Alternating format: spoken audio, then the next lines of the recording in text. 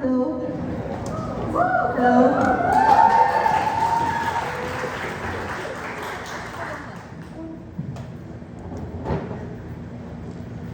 When the news broke of such wide-scale corruption that led to so many people dying, so many lives lost, when shit hit the fan and we wanted justice, quite obviously we should not look for that justice in the same people who caused the death of millions, and the same people who led to landslides, to floods, to people dying and people never being able to say goodbye to the people they love the most. Very clearly, there are three things we're going to explain coming from opening government as to why this policy is going to work, which will already be able to already explain why this policy is going to be good. Firstly, I want to be clear what the verdict is in this round. On opposition, they must defend status quo as per the info slide, and they must defend an independent committee from the government who is appointed by the president, who are full of people who are career politicians who are expected to investigate for justice. But secondly, let us clearly characterize what technocrats are. We finally, to some extent, we have to say that we do have private sector interests. However, they also have interests like their own reputation and their career and the value of their company. But notably, they are not in the public sphere. So what this means is, regardless of what they want, they must do the investigation. And on either side of the house, there are going to be a lot of eyes watching, but we'll explain the delta quite later. So I want to note that these are not as politically inclined people already. This is to be meaningfully different according to against these different politicians. So for example, the CEO of Megaworld or VMCI, most often than not, these technocrats are newly rich entrepreneurs who do have experience in things like infrastructure, so they are unlikely to be incompetent. What this means is that the delta in this debate already is that for the individuals on their side, they oftentimes have duties to people like Marcos, who are oftentimes appointees, as not all are elected, who are most likely than not have both bought their positions either through being voted in or through Marcos themselves. But secondly, more often than not, they are people who are systems of political dynasties, or C, they're often allies who are on the president's good side, and they have fear to implement them. What this means then is that the delta of dictator is quite clear, that the technocrats who are responsible at the very least are able to skirt the burdens that we explained earlier. How are we going to have this policy? I think first, there are three things that we must outline in order to explain what we want from this type of commission. Firstly, flood control is a very deep issue. It is beyond politics, because even if there are multiple different people implicated, like Duterte and Marcos, even if there are divides there, both of these people have been implicated through their allies. For example, House Speaker Romualdez, which means that the first goal in this debate is to find everyone who has been implicated or who has been part of this process. Secondly, it is the fact that this is a very technical issue. It is hard to tell oftentimes if it is just a broken system or if it is the result of a deep-rooted corruption. So what it means is that we have to be able to evaluate the extent of damage and corruption that has happened on either side of the house. And I want to note that technocrats and allies can be able to do this uniquely. I'll explain that later. But it means that the second goal is assessment. Thirdly then, they must be able to recommend actions, for example, in things like budget and codes, which is better if you're able to have individuals from corporations because they have had unique experience doing this. I'll explain this later. But it means that the third goal is to make sure this does not happen again. I will take OO. So, how exactly do you select these technocrats? Sorry, I didn't hear. Can you say that again? How exactly do you select these technocrats? Do you appoint them, or are they going to be applied? I think either way, either they are going to be appointed or they're going to be people who are going to apply to these positions, which has happened already historically with other different commissions which we do have in status quo.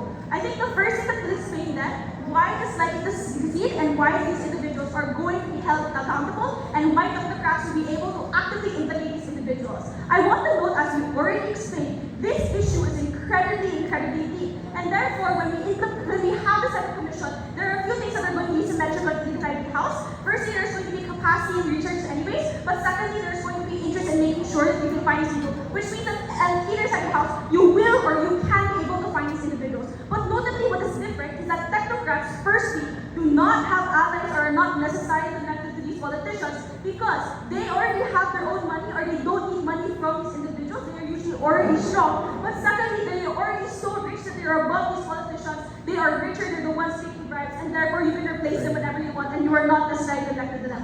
What that means then is that the difference with those who are appointed, they are incredibly dependent on the politicians who often facilitate corruption in the first place, and therefore cannot indicate either there are people who are lying, either their pockets are being lined by incredibly rich people, or secondly, their allies or their own family. I'll take the POI then. So if people like Marcos or Duterte have a heavy influence on the things that I can do, such as the research that I can do or the contracts that I can get, why will this not also influence the way that I will make a decision to work against these people?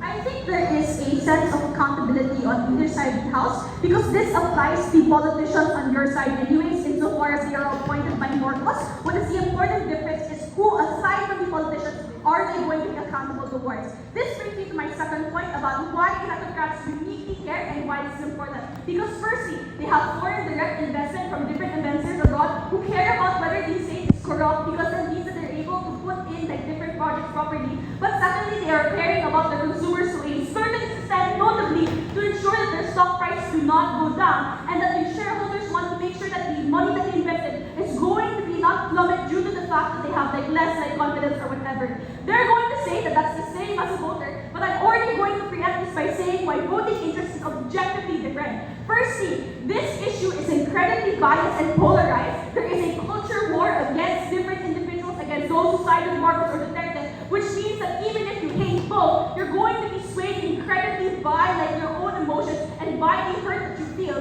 What that means, secondly, is that their positions additionally within politicians are too direct. Their degree of care with voters is too heavy, precisely because of the fact that this is what their jobs rely on. It is more intense than it comes from investors. What this means is that either, firstly, they are swayed by bad people and corrupt individuals, or secondly, in their worst case, they are swayed by a volatile public who is often at the whims of their own emotions, which understandably so, but often may lead to just trying to persecute as many people as possible and rather be about direct reform. That brings me then to the last thing that I'll explain, is that what this means then is that we're able to have move forward and have better policies. So it's not just that corruption is systemic and we're able to catch people and it's more accountable, but that these individuals are actively able to create better policies through things like having the fact that they have done audits before, through things the fact that they want to reform these infrastructures. So in a way that even on the long-term benefit, we're able to readjust the system to ensure that we have less people on our side or less people who are implicated on like their side. What this means then is that the burden of opposition is incredibly high, because if we agree that the government is corrupt, why do we want them to run this commission? Because these people can still be swayed as we say, these people can still be corrupt. It is better if we have more individuals. Very proud of the post. Thank you. Thank you so much for that speech, Ian. Take a flash for all leader of the opposition.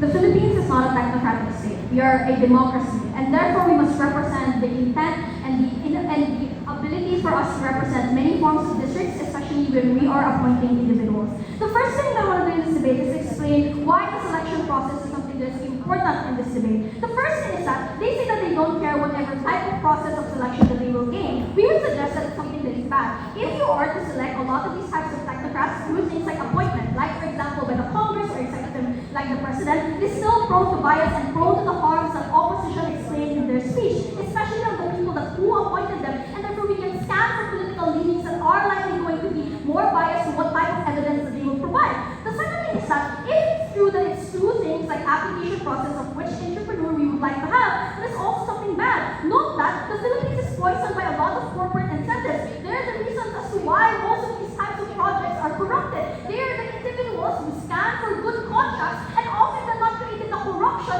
and the embeddedness in order for us to be silent, and a lot of the times they also gain profit from it. So if these are the people and CEOs that they want to be the people that will be the commissioner, that is also worse on their side of the house, and they don't explain why those incentive structures change. We would suggest that the second layer as to why this is generally bad is that most of the time these people that are most profit incentivized are the conservative individuals, people who do not understand what happens if there's a flash flood, who do not understand when there's a lot of like, infrastructure that is ruined, when a lot of people lose their jobs and a lot of the homes that they have. These are the people that are removed from realities because, as they say, they're rich enough in order for them to be immune to these types of things. We would suggest that a commission that is someone like, for example, a mayor or someone who we appoint, most of the time they do represent a group of Filipinos who probably also experience the same thing and lobby for good things to happen. So therefore, that is better on our side of the house. The last thing is that even if we select it, like for example in Singapore, how we vote for technocrats, this is still bad, given the fact that the electoral incentives in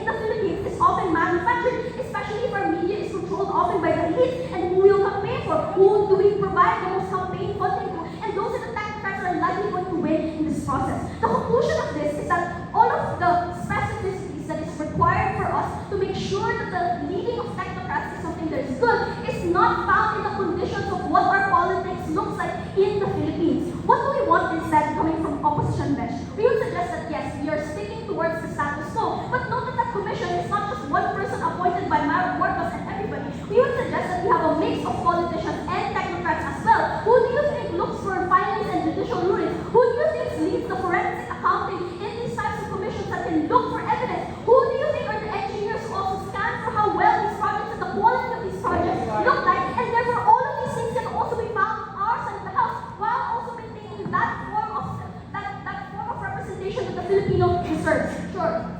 Name a technocrat who has been appointed. None of them are technocrats. They are cronies, they are former allies. Empirically, that's false. So, note that I'm not saying it's the head of the people that will be technocrats. It's the people that are average individuals that work in the offices of these commissions, because there's hundreds of them. There's probably different forms of like bodies and departments that also aid and abet a lot of the evidence that we are providing, because they are people who will submit the evidence towards the people that are investigating. So I don't need to name technocrats. I just need to tell you what is the structure that we defend coming from opposition bench. First argument, why are we better at gathering and preserving evidence that can lead towards justice? And this is important because we don't understand what exactly is the impact or how likely it is that we will garner justice on their side. The problem in their world is that it will become technocrats versus politicians. That means that politicians on their side of the house are likely going to collude against technocrats. Note that in the Philippines, we have massive weak whistleblower laws. There's often intimidation that happens behind closed doors. Like why they explain that these people don't have connections at all or don't have political backing, if that's true. And that means that it's much more difficult for us to protect them,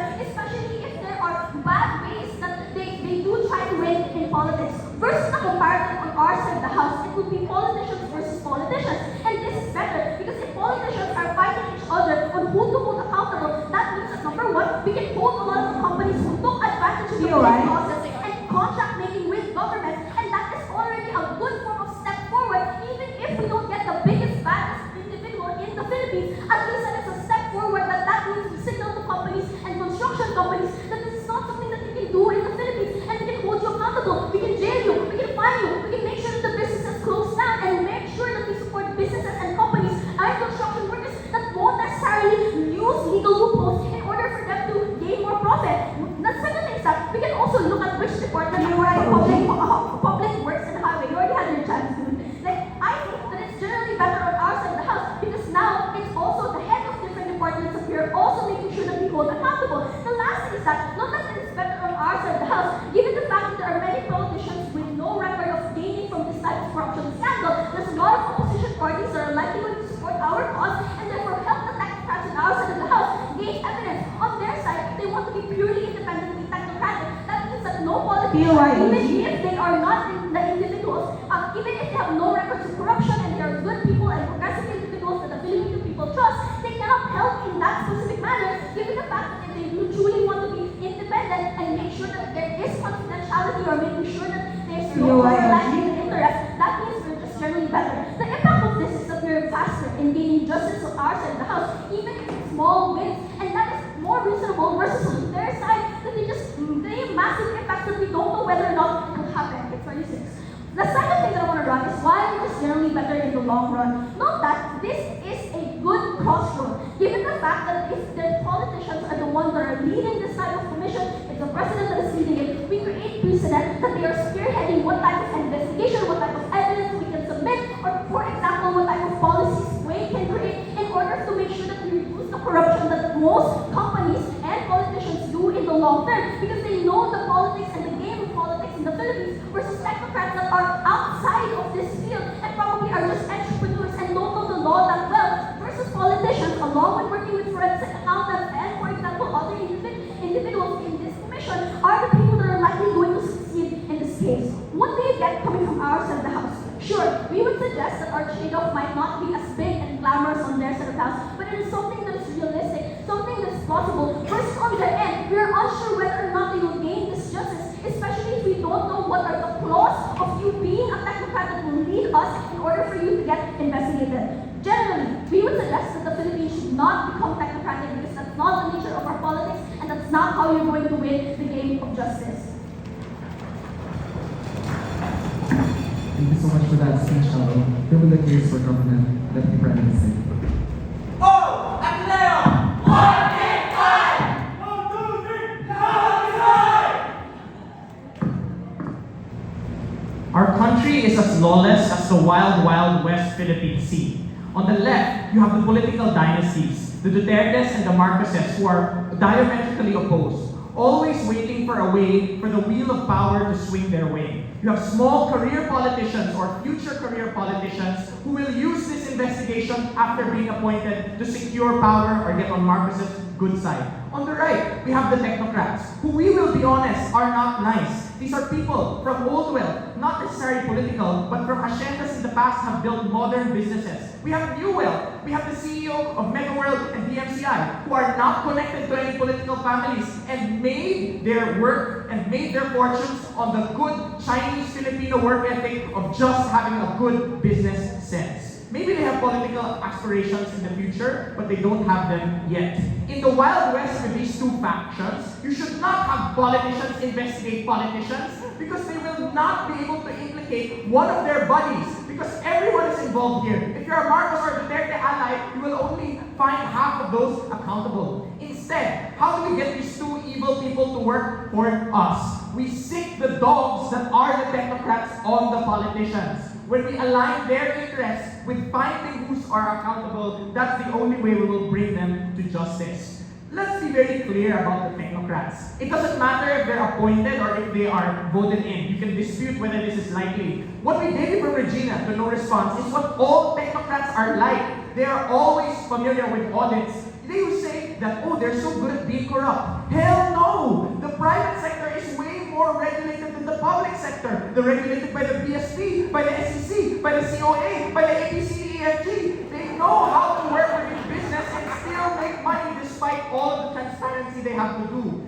Everyone appointed by Marcos is either one of these few things. One, they're a crony. They said on their side, oh, they're not politicians, so on, they're independent from government. But they're a crony, a close political ally of Marcos has been appointed. Or they are recently deposed individuals from government who are not in government, but were in government, and are looking for ways to get into government. And number three, these are members of political families who are newly graduated. They're not yet in government, but they are using this. They're just a lawyer and engineer, but they're appointed by Ninong Marcos to be part of this independent committee and then become a politician afterwards. What this means then is two things. Firstly, technocrats will be smart about this, but how the hell do you profit corruptly from this investigation?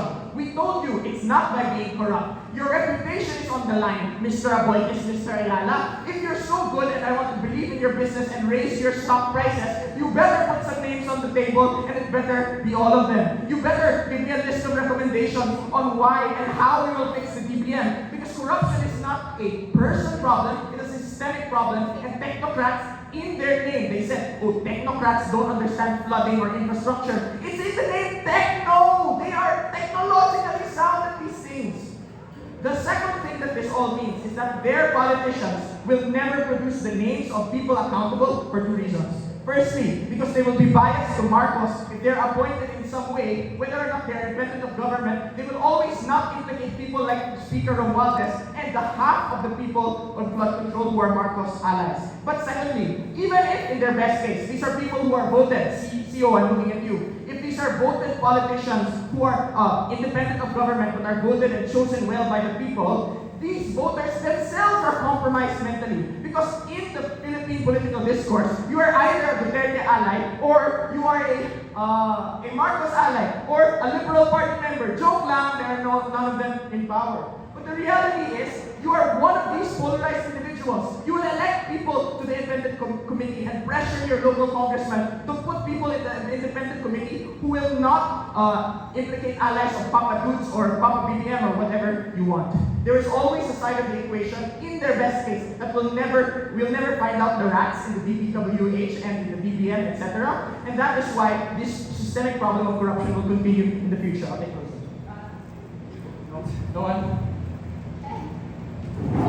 So if this is about implicating people, why would there be an incentive for politicians on your end to give and provide good evidence to these types of technocrats if Duterte and Marcos politicians can work together? Okay, so if there's obstruction of justice on both sides, because if you put a politician, you still won't give us much data, the technocrats will make the most of whatever data is given to them. They know how to subpoena the right amount of information. They know the exact list of details that you need to investigate in an audit, because that's what they do. Half the year is just auditing and preparing your reports, and technocrats will be great at that and finding the full list of people that we need to have. Let's look at technocrats in our very worst case, right? How exactly do you profit? In the worst case, I'll tell you now. I'll already give you your best case. It is contractors, right? These technocrats are people related to infrastructure. These are people who are actually guilty in the flood control scandal. Realize that they are also still very smart about it and looking forward. How can I then cut my losses now and in the future be a contractor for more government projects and make profit the smart way? At the worst case, they will implicate their own individuals if they have to, because this is the kind of strategicness that will make them secure projects in the future. Even better if there's a technocrat who suddenly finds out, oh, it was one of my own men who was actually corrupt in the scandal. I will fire that contractor, giving me a bad name, making our business so hard, and therefore in the future make sure we do it cleanly, and I don't know, maybe maximize profit in some other way, but they will still do it in a clean way. Profit interests are our worst case, and those are aligned with a good investigation on our side. The last thing I want to do is stress the importance of better recommendations and better policies moving forward, which is only possible if you put technocrats in this committee. What they say on their side is, we can have technocrats, just have them submit data to the politicians who will do this investigation. Number one, the best data in the world, if ruined by the politicians in the investigative committee, will never see the light of day. We need someone at the end, someone who is in the investigation committee and publishes the final report that actually has the findings and the list of names. That's the first thing. The second thing is, realize that you will only have full access to the information of this investigation if you're part of the committee. Even the full report that the committee will publish will not have all of the data that you sifted through. Therefore, technocrats cannot create reports to recommend how we will change the DBM, how we will change the DPWH for the better. You need them at the investigation stage because they will be the ones who design a better DPWH for actual flood control projects that save lives. At the end of the day, I've taken our worst case, I've taken their best case, and I've taken this final. Thank you so much for that speech, Kimberly. To end the open house today, let us hear from Regina.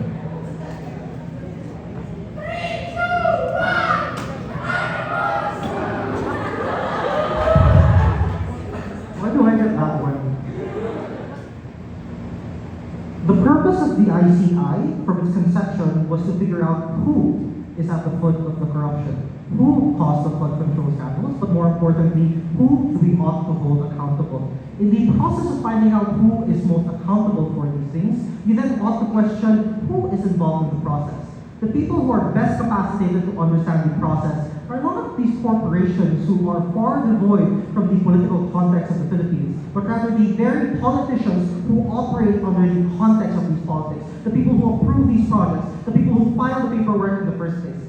These are the people who know how the corruption manifests. These are the people who can find where corruption starts. The first thing I want to deal with is who can we trust more? The comparative here is purely technocrats on government versus politicians and technocrats on our side. Because one thing I want to do is solve the question, who exactly are the technocrats necessarily opting this?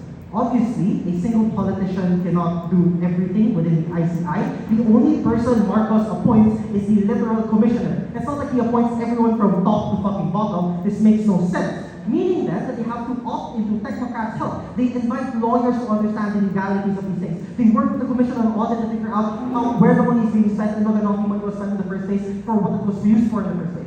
Why is that comparatively better? Because there are issues on either side. Maybe the technocrats going to be corrupt because obviously these are the infrastructure lords who get large government contracts and benefit from the corruption. But also, politicians can also be corrupt. We're perfectly willing to concede this. But when they mix politicians and technocrats, this is where you can check and balance each other because they can hold each other accountable to ensure that they are able to get the best possible results. The incentive for this to happen is precisely because they have competing incentives. Obviously, you as a businessman want to get the most amount of profit and you want to hold bad politicians accountable, but also you as a politician want to ensure that these corporations aren't able to just pocket these things because you want a good image at the point in which you're working with these corporations in the first place. So this competing incentives works best on our side, and we prove to you that the best way to mediate this tension between trust is by making sure they compete with one another, which means that the structure of the ICI as it stands is quite effective. But more importantly, who exactly are these people that work within the ICI to do this? There are multiple paralegals that are hired to necessarily conduct the legal work that's being handled by the ICI, and these are not people who are hired within political interests. More importantly, these are people who can act independently of these things.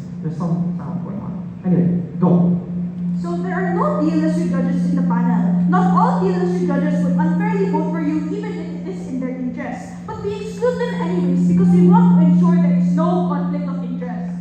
No, see, that's the thing. Even if there is some degree of conflict of interest, this will exist on all aspects of it because of the work that's included. The technocrats you guys are talking about getting involved in infrastructure products. These are the people who build the roads. These are the people who have public-private partnerships with these very politicians, which means that on either side of the house, these interests can conflict. The best way to resolve them is by having all of it at the same time, which is precisely why even in debating, we are perfectly fine with people judging tournaments if every team in the round is some institution they're actually from, which is precisely why we are able to get rid of that conflict of interest on our side. You are unable to resolve the conflict of interest on your side. You pretend that it doesn't exist. Second thing we want to deal with is capacity, because they say technocrats are the best at it. But let's examine their logic. Let's examine their examples. They say the CEOs will do it. The people who have benefited from years and years of capital gain from their ancestors. What do they know about infrastructure projects? Aren't their underlings the ones doing these things? What the fuck does the CEO of Mega World know in terms of investigation? What does he know about contracts? He does not handle any of these things. So their own comparative makes zero sense because CEOs have no know-how about these things. Maybe they can make large business decisions, but have no idea how to investigate. Versus on our side, these are politicians. They are the ones who do the politicking. They are the ones who work within the political processes. And in the process of investigating, they are the ones who know how it can be corrupted, which is precisely why Vico Soto was able to speak up and necessarily accuse people. Even if the margin of change is small on our side, if they are corrupt in our worst case, this can set off a domino effect of more and more accusations because they want to bring everyone down, which is precisely what happened. Even Marcos himself was implicated in the who flood control scandal, which is precisely why then this small change is far better than the uncertainty they promise you on government bench. Why on this then are we winning the debate? First, we explained to you in terms of competing interests, the best way to resolve it is have both of them because they actively compete with one another and hold each other accountable. Even multiple politicians can hold each other accountable because they could hate each other. They could be from multiple different political parties. And the reason why this is far better is because that competition is what allows them to make far better decisions and necessarily achieve the best possible outcome relative to flood control projects. Secondarily, we're able to prove that on their comparative, I don't think the capacity even exists. The only thing they say is, well, there might be FBI or profit incentives. Will these really be affected if you do not make a good decision relative to the ICI? Obviously not. Obviously you will still make money, people will still patronize your malls, and the Ayalas will not lose that much money if you do not do an effective job relative to the ICI. So I'm quite unsure, even to their incentive, if it even works. At this point, I think OG's case is dead. I'll take closing tab one. Alright, perfect. Go. The Mega World CEO was an engineer. He needs to show he's still a good engineer by finding the root of infrastructure issues. You have then hand over the results to more politicians. On your side, politicians screw this up, politicians investigate, it goes back to politicians who will screw it up again.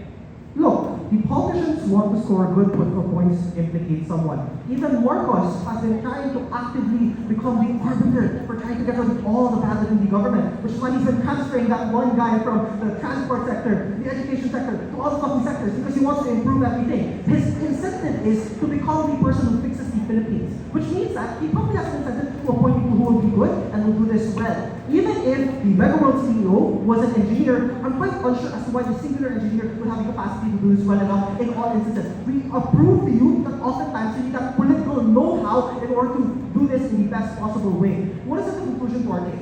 The first is we are able to prove to you in the vast majority of instances that the incentives, the capacity is far better on our side. I don't think that's how you weigh this out. They just say in a POI that he was an engineer, but never proves as to why this is enough relative to the capacity we're able to prove to you on our side. Secondarily, we prove to you in terms of who we are prosecuting that we are far better able to get accountability. Why? Because we're not just prosecuting politicians, we're also prosecuting companies, department heads, and even politicians, which means that we technocrats, who are probably CEOs, will ensure that they don't get held accountable. At least this competition will ensure that everyone gets held accountable because everyone is going to be entitled and they want to compete to see who is the better one who will be accountable. On all accounts, we've proven to you, in the vast majority of instances, accountability is far better when you cooperate. Accountability is only possible when politicians are at the head. Accountability is only achievable when you have the most amount of knowledge. For all these reasons, it is all valid.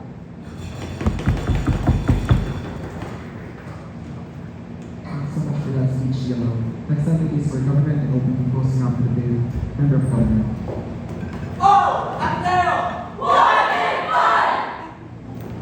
OD relies on the frame that the ad-hoc committee on opposition will always be corrupt. OD says that they are corrupt because Marcos appointed them. This is uncomparative. If you listen to PM, the only reason why they say they'll be corrupt is because they are appointed, but if you hear their response to the opposition POI, they also say that these people could also be appointed, meaning that this corruption is symmetric. What will prove to you in the Philippine government is that even with all the corrupt incentives, or the incentives to do one bad thing, for example, over another, the state is just more comparatively worse in terms of efficiency, which is why it will never work out for opposition. Why are technocrats better as an independent body, independent of all this independent of all the discussion about corruption? What is the process of corruption investigation by technocrats as you see it in the world already? You look at other developing countries where this has been used, like Bangladesh. What have they done? They invite things like larger organizations like the UN to also get involved in these corruption scandals, or to also investigate alongside with them. Only technocrats can do this for two reasons. One is because there is a non-political expectation of you as an independent body that makes the nature of your personhood easier to collaborate with, as the organization is also meant to be non-political, like the UN, for example, or other organizations of the same nature. Or two, the investigations that you have are just much longer, for example. So it's much longer because you are independent. You have things like equal claim, equal resources, because it's also a larger investigation to other organizations, regardless of your geopolitical wherever you come from geopolitically or your geopolitical leanings, because you are an independent body, and that is a larger expectation of you. So there is no long-term investigation on their side, or this is something that's more expected on our side, versus politicians who just care about these short-term electoral incentives. The second thing we'll prove is why realistically, what the motion implies, or what the motion asks from us, is for them to be dominantly led by technocrats, meaning there is still some form of collaboration from the state and from technocrats, and something that's uncomparative from the openings debate. What does this mean then, when you have them collaborate but still be dominantly led by technocrats? One is that you still have access to the same data, meaning that government data that otherwise would be kept behind the Malacanang, these are things that are forced to be turned over, for example, to technocrats, so that they can also be part of that decision making. So this, from the onset, already needs to have a lot more transparency on the government side, because this data otherwise would not have been gotten out, or there's no other incentive for this data to be taken out. What we explain is just by the nature of you having to work with them, this is something that's required of you, and this is something that you can ask for a lot more. Second, the decision making is diverse between people, and they get the final say as it is dominantly led by them. So you still get the most transparent way of decision making, because you have those competing incentives like Mezen explains, but you make them within the decision making process. What they explain is that you can counter-check each other, but that's retrospective. You have to make the mistakes first, you have to do the bad thing first, then they'll call you out. Obviously the mistakes can't be unmade, and obviously the people who die in the process can't be put back to life. What we explain is that happens before that, this happens before that point in time, because you make that, because you have those competing incentives during decision making, and not necessarily after you do that. The third thing we'll discuss to you is that even if the state is not corrupt, engaging with the best case odds opposition, they're just a lot more inefficient. This sidesteps the opening debate that stops at incentives, and that's why one incentive is better than the other. Obviously, these competing incentives will always happen. What we explain to you is a lot more certain on government. One is that, so why is the state a lot more efficient? One is because of the connected departments. That means that any decision made by X politician or X government official or X government department means it's also consequential for everybody else within that state, everybody else within the government. So it takes a lot longer to make these decisions, because you're a lot more careful you're a lot more conscious of what this means for the rest of the offices and what this means for your career in the long term, because it will also has an implication on you. Secondly, it's the flip of what Mezen explains. They cannot meaningfully compete with each other on their side. You can only do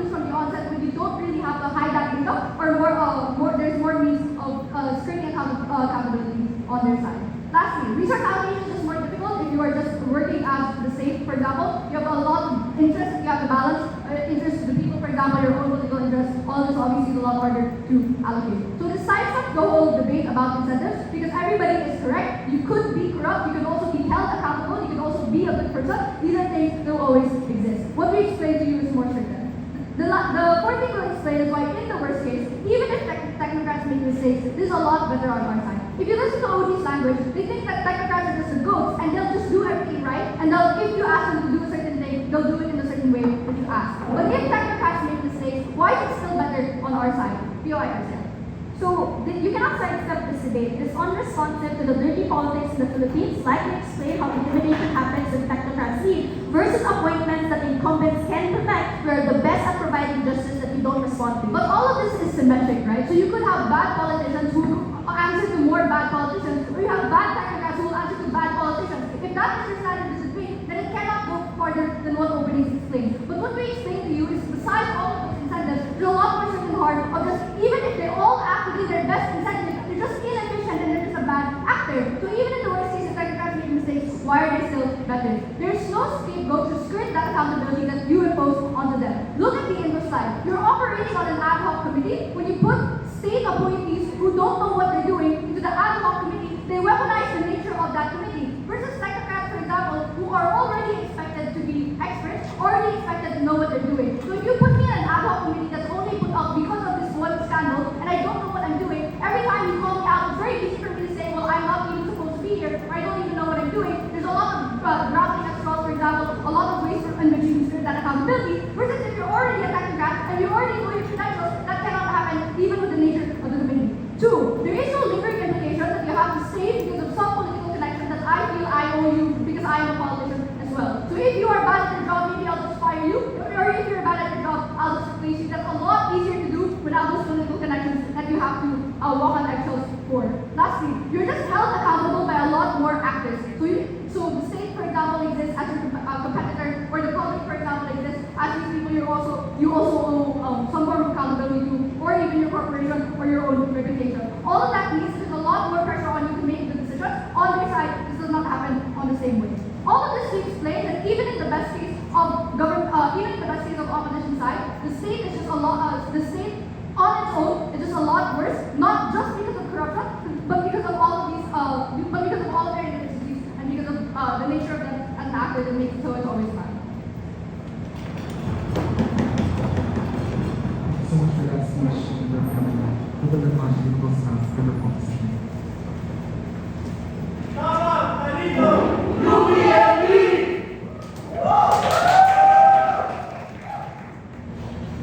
How do we actually determine which road is more preferable?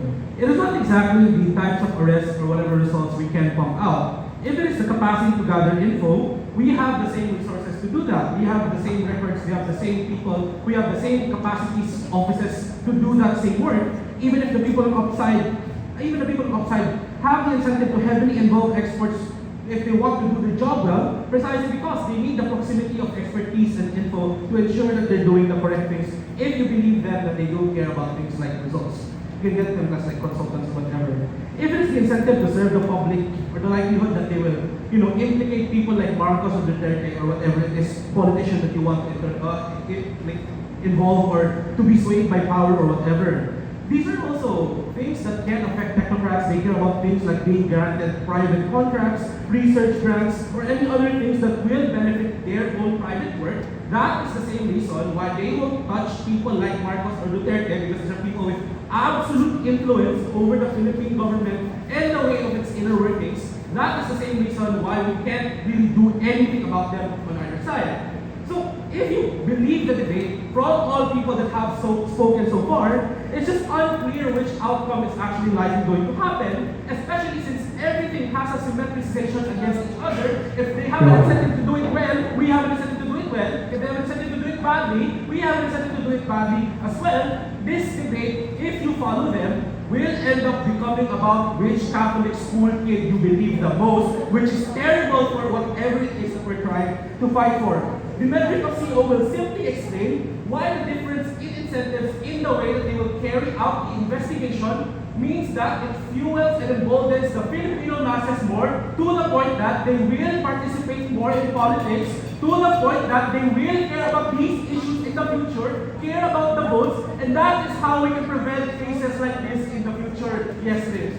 You're right, both sides have the info. The question is, do you have the balls to name those guilty? Regina said, technocrats are rich and powerful and that's a good thing. Your appointees, I'm scared of Speaker Romualdez. I don't want to name him. Are technocrats. Romualdez, I'm Ramon Act. I own all the beer and roads in the Philippines. I'll name him. Maybe it is that is the case, right?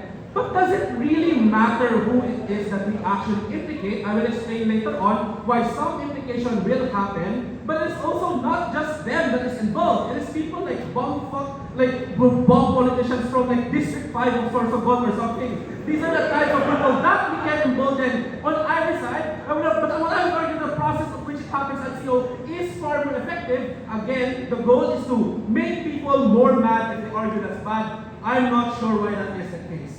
What do the people themselves want? It is the perception that something is being done because people who find out they have been betrayed by their government, by the state, are mad and are restless and desire for this restlessness to be fed. Things like chismis, whatever it is, names, amounts, whatever it is that you can give them, they will eat up and they will talk about because we like slop. This is important because of the hope that people generally hold. What years of corruption has done to the people of the Philippines is condition them to believe that their own voice and their votes do not matter, to punish those that exploit them out of the biblical greed because they can do so because they've been born into wealth. This only changes when they feel like they can get that change. That is why people do things like come out to support Duterte or Marcos, because they feel like they are a change from the people of the previous administrations that have betrayed their trust. Even if you don't believe that they are good people, that is absolutely the reason why people care. When they get hope, they're incentivized to participate, to protest, to vote more, and that is why we have come back home Tatay Diggs or something, because they care more about how the politics would affect them if they absolutely believe that it's involving something that they can do something about. If these things happen in the future and they demand more, we say that that is a more preferable Philippines. But what is the difference? The difference is technocrats care about efficiency and being effective. If you want to believe all of those speakers that they want to do the job and put out results as fast as possible, as effective as possible, you have to believe these three key metrics.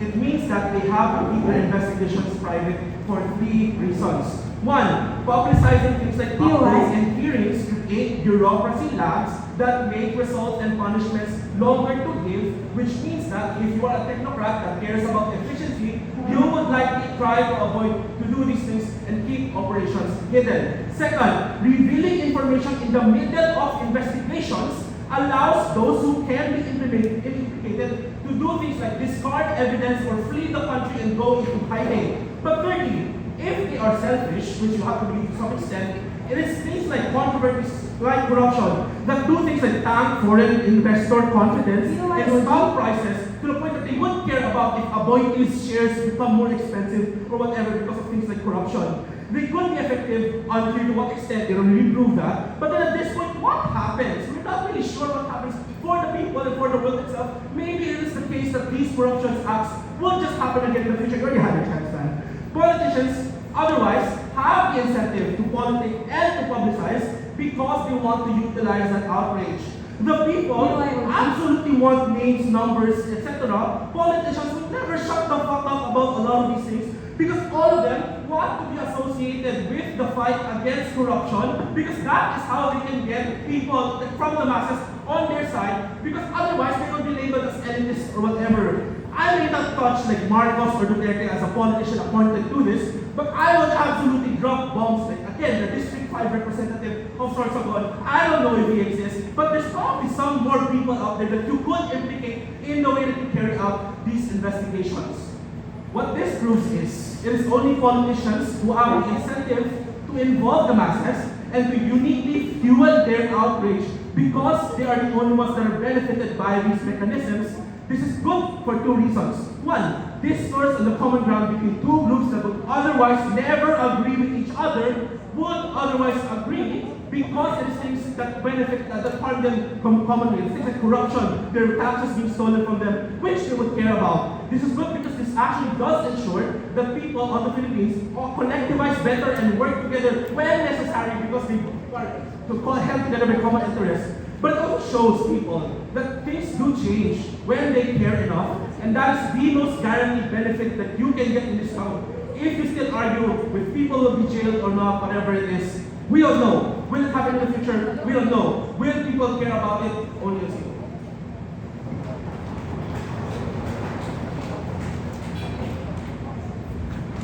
Thank you so much for that speech, Honorable.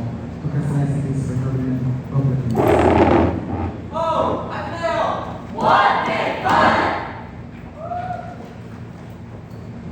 We live in a country that has since its founding inherited colonial systems of patronage that have beaten, jailed, and killed the most marginalized. In this context, it's difficult to imagine any other alternative. But the problem with the other teams in this round is that they drown in their hopelessness. CO even tells you that they want things to get so bad that people go out on the streets and protest. What CG gives you in this debate is hope.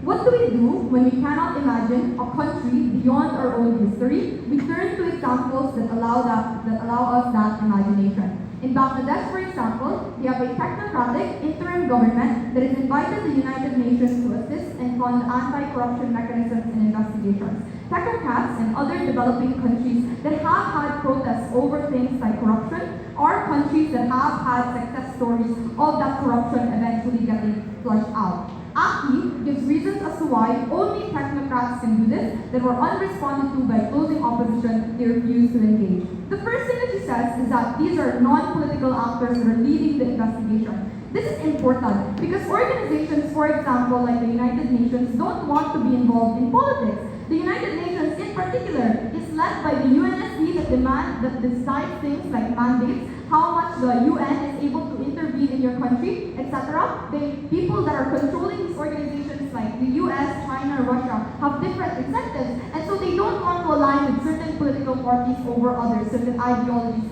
for example. That's why it's important that the actors leading your investigation, at least perceptually, are non-political, because that is what allows other actors to intervene. Secondly, these are people that have more long-term incentives, because they don't rely on short-term electoral cycles that change how they behave, and that's why the investigation process will be just better. That's the first important question that ACI's extension answers. Why technocrats have a greater capacity to do this? The answer is because they don't have to do it alone. Secondly, let's take out closing opposition. Listen to their language. They want to do things like spark protests. Problem: protest is difficult for many reasons. It comes at large personal cost to you. Financial cost, for example, because you have to take the day off to work.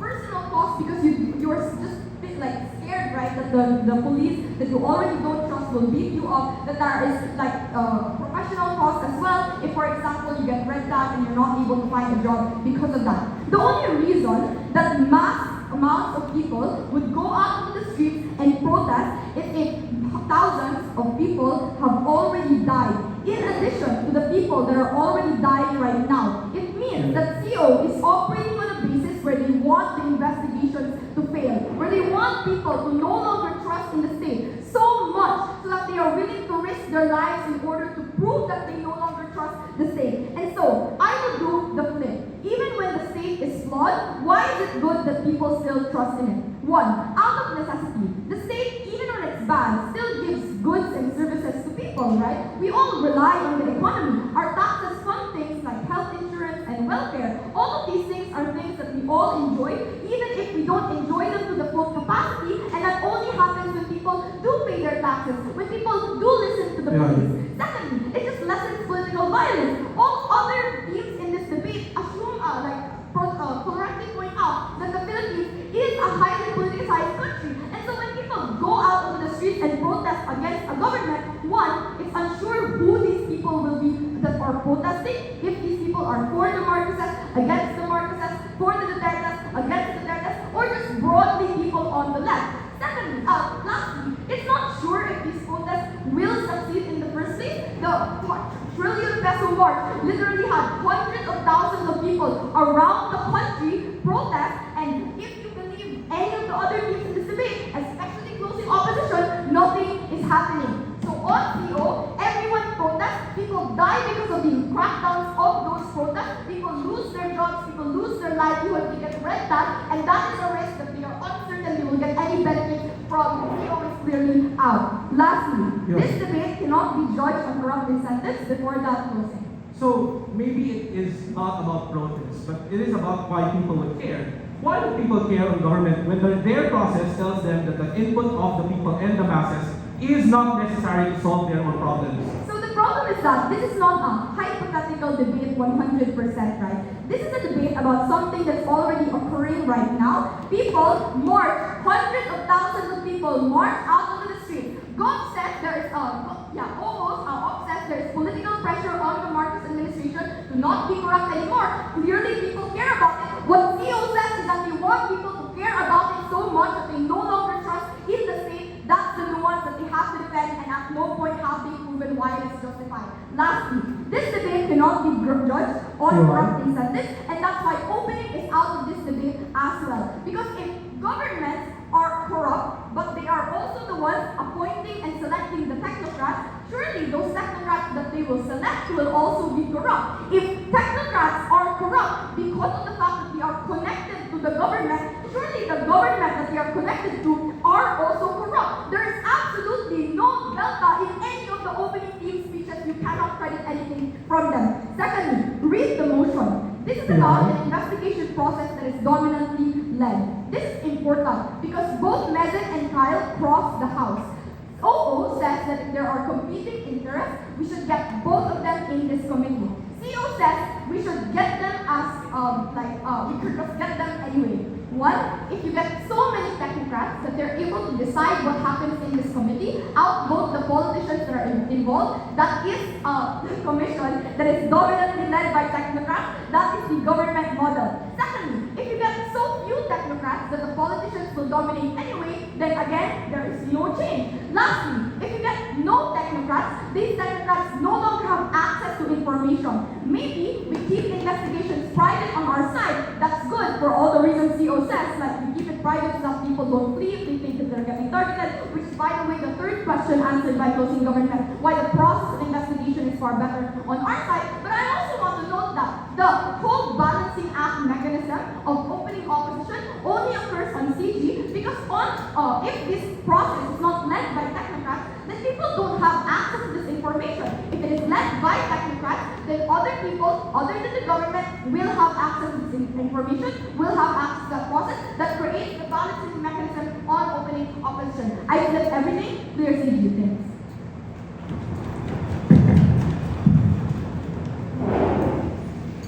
Thanks so much for that speech, Lopez. We're going to conclude this final open.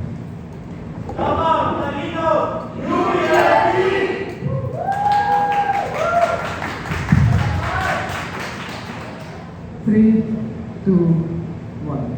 The first thing I will do is clear out the opening deadlock. The opening debate is quite vague for two reasons. A, it has been a chicken and egg problem about which process of investigation is better. The problem with this is that if you become charitable to either bench, which is not crossing the House, just affording any constructive to either side whatsoever, right, the certainty of any outcome is simply just undebatable because nobody explains a clear conclusion. It is symmetric at best if both incentives and the best incentives are in mind. The problem is that it is uncertain, and that is why it cannot be adjudicated in that degree. Importantly, as CG correctly points out, the motion also assumes some form of private or public collaboration because the motion is not an either or, it is simply a dominant collaboration. Thus, the only difference is in the extent of intervention and whether or not we should value it more. In this case, do we prefer that it is publicly held versus one that is privately held? Why is this quite important? Here, closing government tries to avoid the deadlock, but in reality they are simply debating the same opening gov debate, which is, are technocrats better than everyone else in the politics, right? But they don't answer their own question. In fact, they blabber about some historical ugabuga when the preference of the world happens at the point in time where the investigation started, not at the actual beginning of the fucking world. How does CEO break the deadlock? Firstly, we explained that the incentives differ through a following way, right? And you want to listen to me for this. A, we explained that people are far more likely to feel disengaged when there is less public information, or at best, when limited information is available. Why should our metric matter more in this regard? 3 reasons. Number 1, if we position CO, right, the scale and the number of people is important in determining the process of accountability because of 3 things. A, it keeps media investigating like Raptor and Inquirer. Second, it keeps the issues afloat by people talking about it a lot on social media. And 3, it's also other investigators doing things like revealing information from past administrations, which is why people like Ping Lacson get implicated from the Duterte administration, and why people like Martin Romualdez are also being implicated in the current, right? Why does this matter? Firstly, government on any capacity cannot claim this. Why? Because if they want to say that they also have the same people amount caring, the incentives of technocrats shift to want to hide this information to make sure that their shareholder difference doesn't flip. And we explain this from Kyle, to which there is no response from Chelsea. Therefore, right, the withdrawal of this not only creates shock value that tax sales, but also makes it so that actually investing in problems like this, if you are a technocrat, is dangerous, and therefore if they really want to participate, you should keep these things hidden. Secondly, the retribution of the people and their need to see others punished is absolutely what creates things like Raptor deals, public hearings, and shifting political incentives. Why does this matter? Firstly, because we explained that the people's democratic right has been breached, and that's why they care deeply about these issues, because the point in time where they feel like trust has been removed, it creates these things. CG is lying when they say there is no change. In the info slide, the ICI previously wanted to be held behind closed doors. How did it change? It was through people like social media, Rappler, Inquirer, telling ICI absolutely that you should hold this publicly so that more information becomes available and more people care about it. That is why it is important, because it is what creates the shift. This therefore is exclusive because all of government's benefits rely on the objectivity of the metrics being used. But if these metrics are also trying to be hidden because it affects the way people interact with their future research and development, it is clearly bad. Here I want to explain why attention is important and why the information is actually important in the long-term closing.